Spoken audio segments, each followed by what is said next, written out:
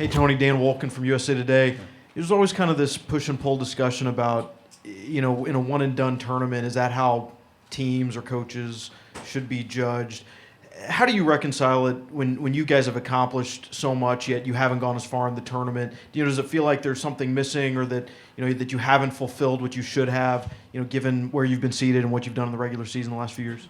Yeah, I told our guys, and I think that nothing can take away the success that they've had for the amount of time, for this group of seniors, especially for the years, what they've established with conference championships and the regular season, and even one in the ACC tournament. I think that's a test. Then you come to this, and I think it's both and. You want to do well. What a finishing piece for this group to advance. This is our second Sweet 16 in 3 years. We won a game last year, but of course, what a desire for us to advance past that. That's also the goal. But I think they're both very important. But I don't think there's not any value in what you do during the regular season in 30-plus games and in leagues like we're in. I think that's tremendous value, and that's the test. But of course, this is important. So I don't know if that answers your question, but I think it's a both and is what I'm getting at. Go in the back to Shannon. Oh, good. Front row. Tony, Paul Woody, Richmond Times-Dispatch. Was your last pro game against the Bulls, and if it was it here? And Yep. And what do you recall about the game, and what was it like leaving the court after that? Yeah. Well, this is one funny story. I remember playing in the Chicago Stadium, and one of the first times getting to play against Michael Jordan. But I think it was our second time there, and a gentleman came up and he gave me this great picture of myself and Michael Jordan. It was an action shot. We were just in the frame. And he's like, "You're going to want this someday." And I'm like, "Oh, thanks." And I remember looking at it, thinking it was cool. But I left it in the locker, and we got on the bus, and I remember we're pulling away, and I was thinking, I'll get a bunch more of those, no big deal. And I always regret that, because I don't have a great picture of Michael Jordan and I, and playing against him here and in Chicago Stadium. Those are my memories that are phenomenal. Obviously playing against the best, but that was the last game of my pro career. I remember making a couple threes. I can't remember exactly, but this is such a great arena. I've coached here with as an assistant with Wisconsin in the Big Ten tournaments, and again, great memories. And it's when you grow up in the Midwest, and the era I did, watching Michael Jordan build something here and being in this building is obviously memorable. Did you know that was your last game? Did I know that? No, because I thought I'd still play. I suffered some injuries after that and never returned. That was at the end of my third year. Stay in the front row. Tony, Mike Barber, Richmond Times-Dispatch. Some teams are very hung up on their past tournament failures. They talk about it. They use it as motivation. Other teams kind of bury it, and a new year is a new year. You've had more of that new year is a new year message, but do you think the guys that is something that drives them, that they feel like they've come up short? Yeah, I think experiences, you have to use that. It's a great teacher. And again, last year, playing Michigan State in the round of 32 and, getting outplayed against a tough team, that makes you hungry to, if we're fortunate enough to get to that spot again, to try to advance. And again, 2 years ago, we went against Michigan State again, played a heck of a game in the Sweet 16, and Michigan State got the better. So as I said, the ability doesn't take away what's been built, what's been established, all those games before, but it's an opportunity to be at this spot and take the next step. And that's exciting and that's challenging. And again, you use the experience from the past, of course, but you don't dwell on it. It's you're in the moment. Anybody will tell you that. It's about locking in, but using what you learned. Go to the second row. Doug Dowdy from the Roanoke Times. Tony, when you look at all the players that you've lost, the talented players you've lost off the last two teams, does that speak to how much this team has maximized its potential? They've done a terrific job. I remember when we were 2-3 in the ACC and had lost some tough games. I remember thinking to myself, I just want them, and I've told you this in games, just to, whatever that line is for them, I want them to get to it to reach their full potential. That was my desire. If that's good enough to put us into the NCAA tournament, then great. If it's good enough to go beyond, I just wanted them to maximize. So at that point, looking back and seeing how different guys have improved and our main guys have become more efficient and better, that part is gratifying to see that. And now you come into this game, and it's another opportunity to have to be at your best, obviously, to advance. But from that point on to where it is, yeah, I think they've done a terrific job of, maximizing or getting a lot out of that potential collectively and individually. Go on the aisle on the left. Second row. Hi, Dave Waldstein, New York Times.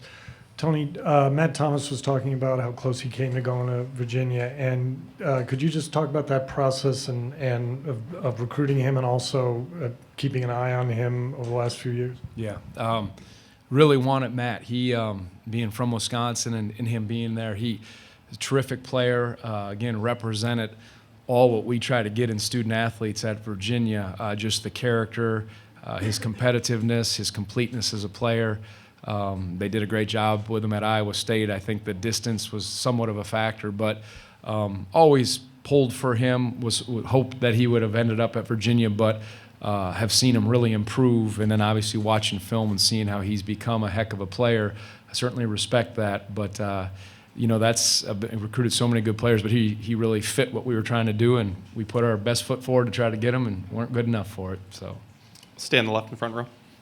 Whitey Reed with the Daily Progress in Charlottesville. Tony, the phrase imposing your will gets kind of used a lot in sports, but in this game, teams with two such contrasting styles, do you think it really will boil down to that?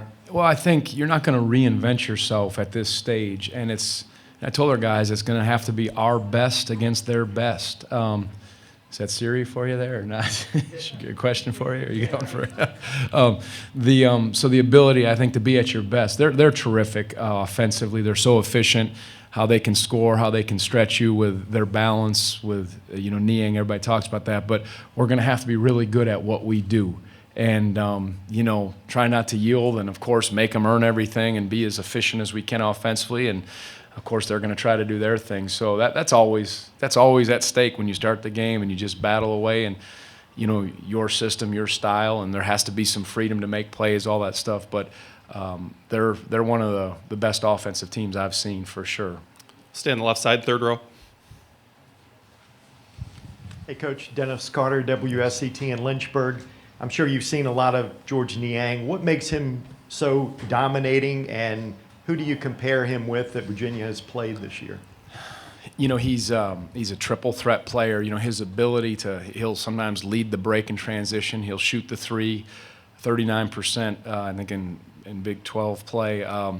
Puts it on the floor. Terrific passer, driver. He's so gifted offensively, and he's good with his fakes. Real smart, real competitive. Good size too. We've played some really good four. He mostly plays the four, sometimes the five, but no one quite like him. He's unique. The game against Butler, a different version, number 45, Andrew, and I don't want to get his name wrong.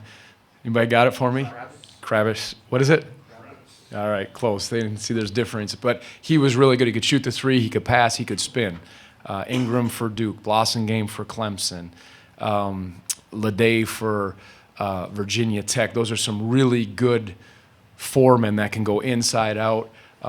He has this innate ability to find people with his passing and then create baskets from different spots on the floor, posting or putting shooting the three. So that obviously puts pressure on your defense, and those are challenges to us. So we're going to have to be at our best with that. But he's gifted.